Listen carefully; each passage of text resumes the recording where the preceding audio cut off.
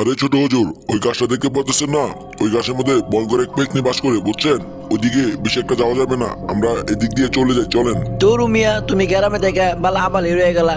পেটনি মিটনি কিসের আর ভূত কিসের, এগুলা শুধু ফাওয়ালাপ। আরে ছোট হুজুর, আপনি আমার কথা বিশ্বাস করতেছেন না? আমি আমার বাপ দাদার আমল থেকে ছুটে আসছি, এই গাছে নাকি পেতনি বাস করে। তোরও তোমার পেশাল ভাল লাগতেছে না, খালি বারবার পেতনি পেতনি করতেছো। কই তোমার পেতনি? তোমার পেতনি দেখে আসুক। আয় পেতনি, আয় দেখে আমার সামনে আয়, দেখি তোর কত সাহস আছে, তুই আমার সামনে এসে দেখা দেখি। কই আমি তো ডাকলাম, তোমার পেতনি কই? আয় না কে?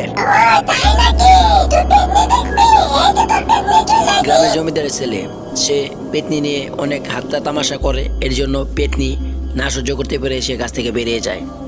তাকে আর রাখালকে দৌড়ানি দেয়, তারা বাড়ির দিকে দৌড়িয়ে পালিয়ে যায়। পেতনিও তাদের পিছে পিছে দৌড়াতে থাকে।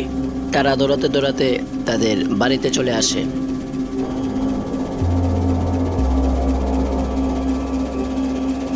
আরে বাবা, আমি গ্রামে থাকবো না, আমি কালই ঢাকা চলে যাব, বুঝছো? তোমাদের গ্রামে যে পেতনি আছে তুমি আমাকে আগে বলবা না? আমি তো ঢাকায় ভালো ছিলাম।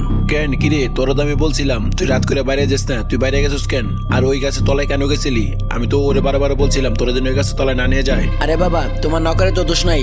আমি তোরে বলছি যে চল একটু ঘুরে টুরে আসি, অনেকদিন ধরে গ্রামে ঘুরি না। ওই তো আমার নিয়ে গেছে। এই কথা বলার পরে বড় হুজুর, আমার তো কোনো দোষ নাই, আপনার ছেলেই আমার নিয়ে গেছে। ছোট হুজুর, দেখা যেটা গেছে গেছে হুজুর, ওই পেতনি আমাদের ডিস্টার্ব করবো না, মাথা ক্ষতি করবো না। ওই পেতনিটা ভালো ওস্তাদ, আমি শুরু থেকে শুনে আসছি পেতনি ভালো, আমি কোনো সময় দেখি না কাউকে কিছু করতে। বুঝতে পারছি, এত সাপে গাইতে হইব না।